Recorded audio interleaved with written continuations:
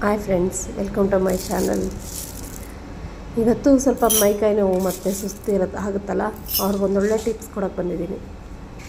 ನೋಡಿ, 2 ಸ್ಪೂನ್ ಹೆಸರುಕಾಳು, 2 ಸ್ಪೂನ್ ಕಡಲೆಕಾಳು, 2 ಸ್ಪೂನ್ ಮೆಂತ್ಯ.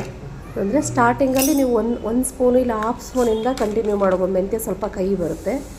ಸೊ ನಮಗಾಗಲೇ 3 ಇಯರ್ಸ್ 4 ಇಯರ್ಸ್ ಆಗಿದ್ದರಿಂದ ನಾನು 2 ಸ್ಪೂನ್ ಯೂಸ್ ಮಾಡ್ತೀನಿ.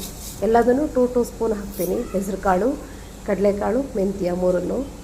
ಬಟ್ ಸ್ಟಾರ್ಟಿಂಗಲ್ಲಿ ನೀವು ಒಂದು ಹಾಫ್ ಸ್ಪೂನಿಂದ ಕಂಟಿನ್ಯೂ, ಅಂದರೆ ಹಾಫ್ ಸ್ಪೂನಿಂದ ಇದು ಮಾಡ್ಕೊಂಡು ಹೋಗ್ಬೋದು. ನೋಡಿ, ನೆನೆ ಹಾಕ್ಬಿಟ್ಟು ಫುಲ್ ನೀರು ಹಾಕ್ಬಿಟ್ಟು ಫುಲ್ಲು ಲೋಟ ನೀರು ಹಾಕ್ಬಿಟ್ಟು ಅದನ್ನು ಮಿಕ್ಸ್ ಮಾಡಿ ನೈಟು ಎತ್ತಿಡೋದು ಅಷ್ಟೇ. ಬೆಳಗ್ಗೆ ಎದ್ದು ಹಾಳು ಹೊಟ್ಟೆಲ್ಲ ಇದನ್ನು ತಿಂದ್ಬಿಟ್ಟು ಆಮೇಲೆ ಟೀ ಕಾಫಿ ತಿಂಡಿ ಏನಾದರೂ ತಿನ್ನಿ. ನೋಡಿ, ಇದು ಬೆಳಗ್ಗೆ ಹಸ್ಬೆಂಡ್ ತಿಂದ್ಕೊಡೋರು, ಇವಾಗ ನಾನು ತಿಂತಾಯಿದ್ದೀನಿ.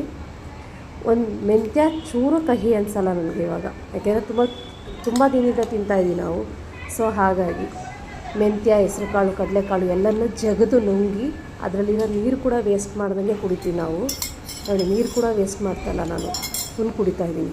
ಒಳ್ಳೆ ರಿಸಲ್ಟ್ ಸಿಗುತ್ತೆ. 1-2 ದಿನ ಚೆಕ್ ಮಾಡಿ ನೋಡಿ, ನಿಮಗೆ ಗೊತ್ತಾಗುತ್ತೆ. ಸುಸ್ತಾಗಲಿ, ಬ್ಯಾಕ್ ಪೇನ್ ಆಗಲಿ, ಮೈಕೈ ನೋವಾಗಲಿ ಆಲ್ಮೋಸ್ಟ್ ಕಮ್ಮಿ ಆಗುತ್ತೆ. ಮೆಡಿಸನ್ಗಿಂತ